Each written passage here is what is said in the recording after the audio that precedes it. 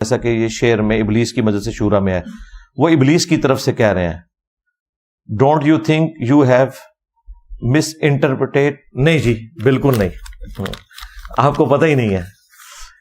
اب جو لوگ ڈاکٹر اقبال کو بابا مانے ہوئے ہیں وہ تو ماننے کے لیے تیار ہی نہیں ہے کہ یہ ان سے ہو گیا، اور یہ جو کچھ انہوں نے کیا ہے غلط نہیں کیا. ڈاکٹر اقبال نے جو کارل مارکس کی تعریف کی ہے میں اس میں ان کے ساتھ ہوں، یہ میں نے انہیں کرٹیسائز نہیں کیا، ذہن میں رکھیے گا، بالکل صحیح تعریف کی ہے انہوں نے. اچھا اب آ جائیں ابلیس کی مجلس شورا میں جو ہے یہ تو ظاہر ہے شاعر نے جب اپنی تھاٹس پبلک تک پہنچانی ہوتی ہے نا تو اس کا کوئی کرینہ اختیار وہ کرتا ہے. جس طرح ڈاکٹر اقبال نے شکوہ جواب شکوہ، اب شکوہ میں وہ اللہ سے شکوہ کر رہے ہیں، جواب شکوہ میں وہ اللہ کی طرف سے جواب دے رہے ہیں. وہ زمانے میں معزز تھے مسلمان ہو کر اور تم خار ہوئے تارک قرآن ہو کر. اب کیا ڈاکٹر اقبال کے اوپر کو وہی آئی تھی کہ اللہ تعالیٰ نے کہا کہ یہ جواب دے میری طرف سے؟ نہیں، شاعر خود سوچتا ہے کہ بھئی یہاں پہ ہمارے سے مسئلہ مس ہینڈل ہوا، اور یہ ان کا شعر بالکل ٹھیک ہے. صحیح مسلم میں حدیث ہے اللہ تعالیٰ اس کتاب کی وجہ سے قوموں کو عروج دے گا اور اس کتاب کی وجہ سے قوموں کو زوال پذیر کرے گا. تو یہ جواب شکوہ کا شعر فٹ ان بیٹھتا ہے مسلم شریف میں. اچھا اسی طریقے سے جواب شکوہ کا آخری شعر ہے کہ محمد سے وفا تو نے تو ہم تیرے ہیں، یہ جہاں چیز ہے کیا لوح و قلم تیرے ہیں.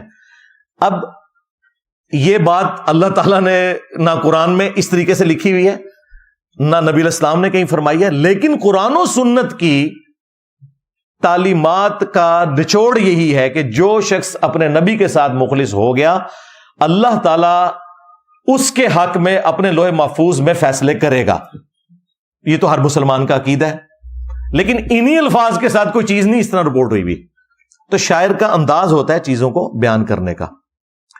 تو ڈاکٹر اقبال نے جو کارل مارکس کی تعریف کی ہے ابلیس کی مجلس شورا میں، یہ میرے علم میں ہے کہ یہ ابلیس کی مجلس شورا میں انہوں نے تعریف کی ہے، بلکہ مجھے یہ بھی پتا ہے کہ یہ جو اس کا 3 نمبر شاگرد ہے نا اس کے منہ سے یہ بات کہلوائی ہے ڈاکٹر اقبال نے.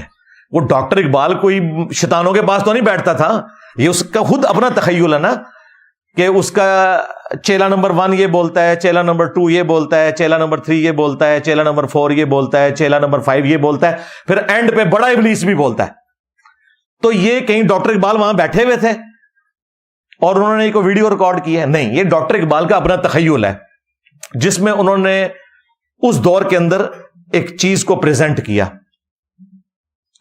تو میں نے جو وہ کیسر راجہ بھائی کے ساتھ پوڈ کاسٹ تھی اس میں یہ ڈاکٹر اقبال کے حوالے سے کلیئر کیا تھا کہ آپ انہیں مذہبی شخصیت بنا کے پیش نہ کریں خدا کے لیے. وہ مذہبی شخصیت نہیں ہے، وہ ایک تھنکر ہیں، فلاسفر ہیں، اچھے شاعر ہیں، مذہبی پیشوا نہیں ہے. میں ان کی ذاتی زندگی کی طرف جانا ہی نہیں چاہتا، ورنہ پھر کئی ایک ایسی باتیں ہوں گی کہ کسی کے دل میں میل آ جائے گا. ٹھیک ہے، ہمیں پتا ہے کہ وہ کتنے پریکٹسنگ مسلمان تھے، یہ ہمیں بڑے اچھے طریقے سے پتا ہے. الٹا حالت یہ ہے کہ پوری پاکستانی قوم صرف داڑھی اس لیے نہیں رکھتی ہے کہ اقبال عاشق رسول سی، داڑھی نہیں سی. اندازہ کرو، یعنی دین کا تعلق اقبال کے ساتھ ہے یا اس شخص کے ساتھ ہے جس کی قبر مدینے میں صلی اللہ علیہ وآلہ وسلم.